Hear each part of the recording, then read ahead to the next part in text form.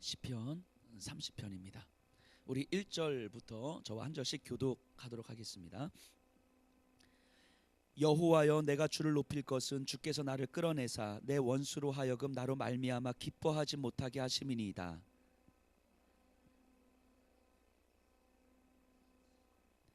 여호와여, 주께서 내 영혼을 스올에서 끌어내어 나를 살리사 무덤으로 내려가지 아니하게 하셨나이다.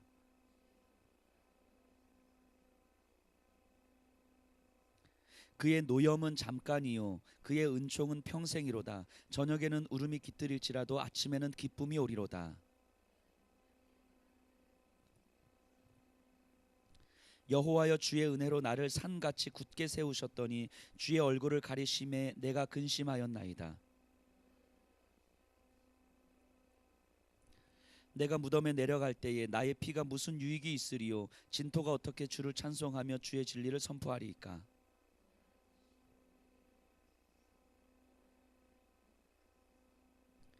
주께서 나의 슬픔이 변하여 내게 춤이 되게 하시며 나의 베옷을 벗기고 기쁨으로 띠띠우셨나이다. 이는 잠잠하지 아니하고 내 영광으로 주를 찬송하게 하심이니 여호와 나의 하나님이여 내가 주께 영원히 감사하리이다. 아멘. 오늘 20편 30편은 성경을 보시면 위에 다윗의 시 곧 성전 낙성가 이렇게 표현이 되어 있는데요. 정확하게 어떤 상황인지는 알 수가 없을 것 같습니다. 그러나 둘 중에 하나가 아닐까 싶은데요. 다윗이 자신의 아들 솔로몬이 성전을 짓기 위해서 성전 지을 준비를 쭉 해놓고 다윗은 삶을 마감했습니다. 그래서 다윗이 성전 지을 준비를 쭉 다 해놓은 그 상태, 그때 하나님을 찬양하는 시일 수도 있고요. 또 하나의 가능성은 여호와의 언약궤를 다윗성으로 이게 다윗성으로 이제 모시고 오는 과정, 그래서 다윗성으로 들어오는 과정에서 다윗이 하나님을 찬양하면서 지은 시라고 볼 수도 있을 것 같습니다. 근데 저는 후자 쪽이 좀 맞다고 생각을 해요. 2절에 보면요, 여호와 내 하나님이여 내가 주께 부르짖음에 나를 고치셨나이다. 지금 다윗은 굉장히 많은 아픔과 시련을 지내고 나서 지금 이 순간에서 뒤를 돌아보니까 하나님, 그때 내가 너무너무 많이 아팠는데, 내가 너무너무 많이 힘들었는데, 그럼에도 불구하고 내가 답이 없어서 주님께만 부르짖었는데 결국 돌아보니 주님은 나를 고치셨습니다. 이 고백을 하고 있는 거거든요. 여호와의 언약궤가 다윗성으로 들어오는 장면을 한번 상상해 보세요. 성경을 조금 보셨던 분은 아시겠지만 사무엘하 6장에 가서 보면 다윗이 여호와의 언약궤를 다윗성으로 데리고 들어올 때 다윗이 어떻게 하죠? 너무너무 기뻐서 춤을 추죠. 그 춤을 추는 모습을 보면서 아내 미갈이 다윗을 업신여기기까지 하잖아요. 채통 없이 왕이 저렇게 길거리에서 춤을 추고 있다고. 그만큼 다윗은 기뻐하면서 언약궤를 다윗성으로 모시고 옵니다. 그 언약궤가 다윗성으로 들어오기까지의 여정이 다윗의 머릿속에서는 주마등처럼 쭉 스쳐 지나갔을 거예요. 아마 사울로부터 억울한 누명을 쓰고 도망다니던 그 순간, 그 처음에 왕이 되었던 그 순간, 여호와의 언약궤가 이방 땅에 뺏겼다가 돌아오는 과정에서 그것 때문에 수없이 많은 사람들이 죽었던 그 순간, 그래서 사람들이 두려워 벌벌 떨면서 언약궤를 제대로 된 곳에 모시지도 못하고 항상 노심초사했던 그 마음, 그러다가 그 숱한 시간들이 지나고 나서 어느 순간 하나님의 때가 돼서 여호와의 언약궤를 다윗성으로 쭉 모시고 올 때 그 다윗의 마음은 이제까지 있었던 억울함과 고난과 아픔과 이 모든 것들을 단 한순간에 씻어버릴 정도의 기쁨으로 충만했을 거라고 확신합니다. 그랬기 때문에 왕으로서 사람들이 보든지 말든지 그냥 기뻐 춤추며 하나님을 찬양하지 않았겠습니까? 그러면서 5절에서 하는 말이 그의 노염은 잠깐이요 그의 은총은 평생이로다. 저녁에는 울음이 깃들일지라도 아침에는 기쁨이 오리로다. 그의 노염은 잠깐이요 그의 진노는 잠깐이요 그의 은총 그의 은혜는 평생이로다. 다윗은 지난 날들을 돌아보면서 내가 그렇게 힘겨웠던 것들이 내가 그냥 하나님께서 나를 징계하셨고 나로 하여금 하나님을 더 깊이 사모하도록 하기 위해서 나에게 잠깐의 노여움을 허락하신 시간들이었구나, 그것조차 하나님의 은혜였구나라는 것을 머릿속에 그리면서 하나님을 지금 찬양하고 있을 것 같아요. 그래서 저는 이런 생각을 해봤습니다. 잠깐의 노염, 진노, 평생의 은총, 이것을 좀 조금 더 쉽게 어떻게 우리가 이해할 수 있을까 생각을 하다가 요단강을 건너는 이스라엘 백성들을 한번 생각해 봤어요. 요단강을 이스라엘 백성들이 건널 때에 어떻게 건너죠? 어떻게 건넙니까? 이렇게 배 만들어서 건너나요? 아니죠. 자, 하나님이 요단강이 범람한 우기 때에 제사장들에게 그냥 들어가라고 했어요. 그러니까 제사장들이 들어가니까 요단강이 갈라지는데 어떻게 갈라지냐면 땅 갈라지는 것이 아니라 저 아담 성읍으로부터 물이 마르기 시작해서 점점 마르기 시작한 거예요. 그런데 그 아담 성읍이라는 것이 대략 한 지금 내가 여기 발 딛고 요단강이 딱 들어가면 여기서부터 그 상류 쪽으로 한 2km 지점이에요. 그러니까 2km 지점으로부터 물이 이렇게 마르기 시작하는 거예요. 점점. 그리고 처음에 제사장이 발 딱 딛고 들어갔을 때 제사장들과 이스라엘 백성들 본대와의 거리가 2000규빗이라고 했거든요. 대략 1km 정도예요. 그럼 이제 상상을 해보세요. 제사장들이 요단강에 딱 들어갔어요. 그리고 저 2km 상류로부터 이제 물이 점점 마르기 시작합니다. 마르기 시작해요. 그리고 1km 뒤에서 이제 사람들이 오기 시작하는 거예요. 제사장들이 이제 건너갑니다. 그리고 1km 뒤에서 한 200만 명이 오잖아요. 그러니까 200만 명이 1km를 오는데 시간이 얼마나 걸릴까요? 네, 정답은 엄청 많이 걸리겠죠. 엄청 많이 걸리겠죠. 그러니까 뭐 우리가 걸어가는 걸음이 아니라 그냥 기적 오는 거예요. 그러니까 한참, 그러니까 이미 2km 전방에서는 물이 이미 다 마른 상태에서 본대가 들어가는 거죠. 그러니까 본대가 이스라엘 백성들이 요단강에 들어갈 때는 이미 마른 땅인 거예요. 이해되시죠? 그러니까 이 사람들은 요단강이 원래부터 있었는지 없었는지 모르는 거예요. 그냥 마른 땅을 건너는 거예요. 마른 땅을. 이게 하나님께서 갈라주셨는지 안 갈라주셨는지 모르는 거예요. 원래부터 그냥 마른 땅을 이스라엘 백성들 건너가는 거란 말이죠. 이걸 경험한 사람들은 제사장들인 거예요. 그러니까 상상을 해봅니다. 이 이스라엘 백성들이 그 더운 날씨에 이 마른 땅을 건너가는 거예요. 얼마나 덥겠습니까? 짜증나고 그 여자들과 아이들과 짐과 가축들을 데리고 막 똥냄새 막 나면서 이렇게 걸어갈 거예요. 막 덥고 짜증나고 오늘 하루 굉장히 짜증나셨죠? 어제가 최고였던 것 같은데, 그죠? 요즘 같은 날 밖에만 나가면 이렇게 불쾌지수 쫙 올라가잖아요. 자, 근데 그것보다 더한 날씨가 지금 팔레스타인 지역 아닙니까? 이 우리와는 비교할 수 없을 정도의 그 날씨가. 그러니까 짜증내고 막 마음 불편하고 서로 티격태격하면서 요단강을 건너는 거예요.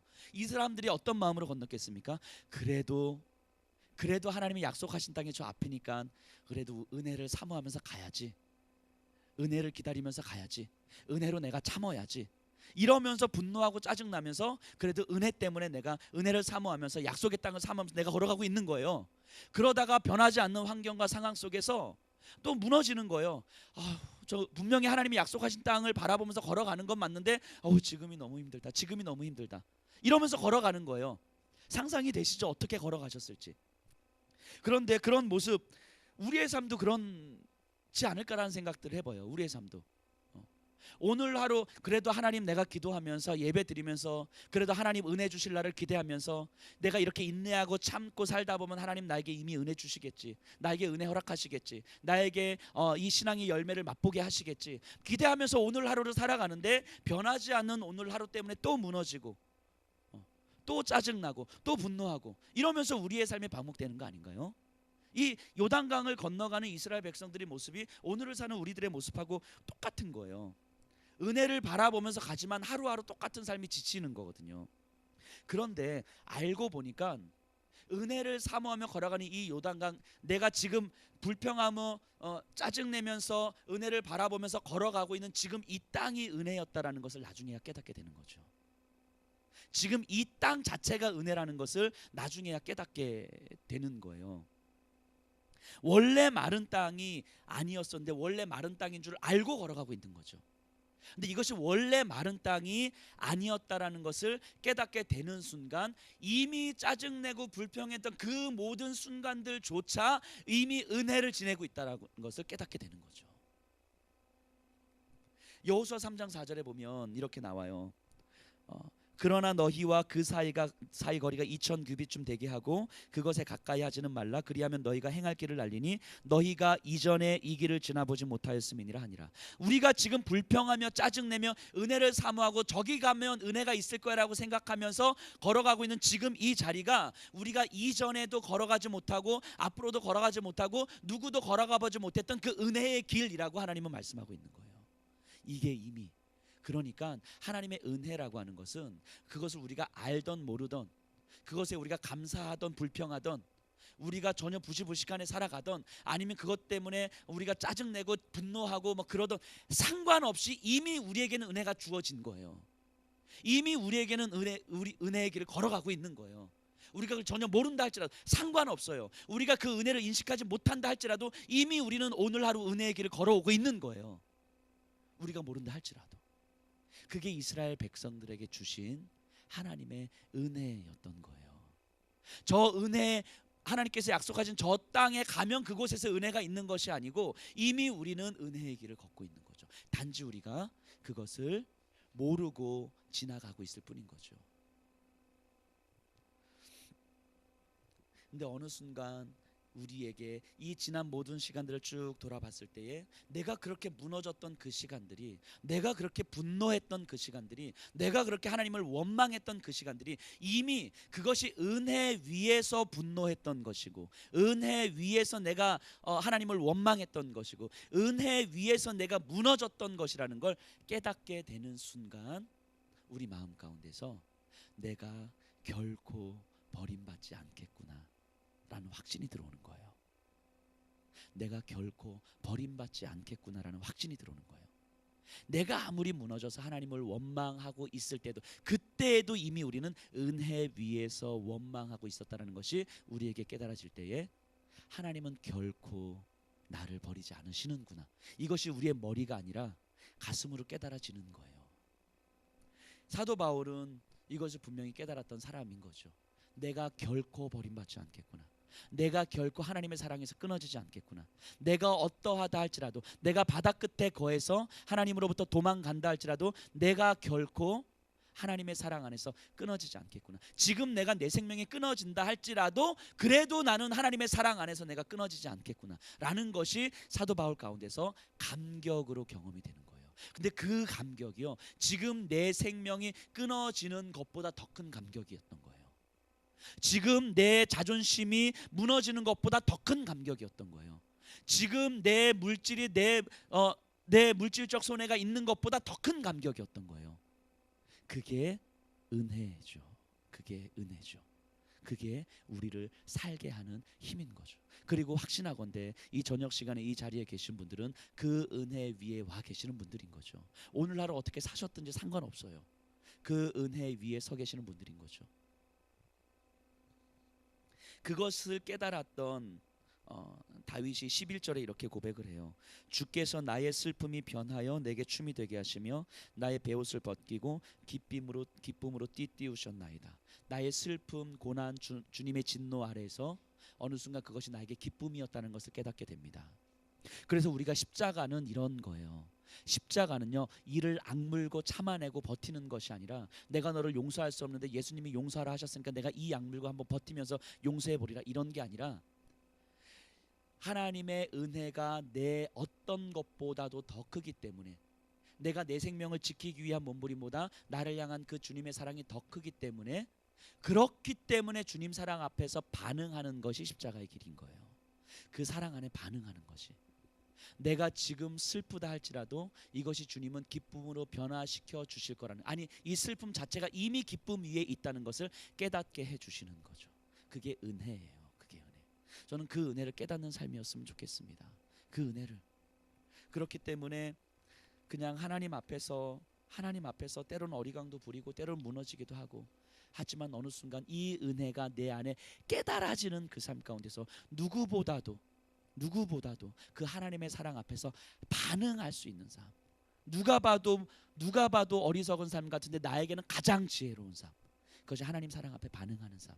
저는 여기 계신 분들이 그 삶을 사셨으면 좋겠습니다.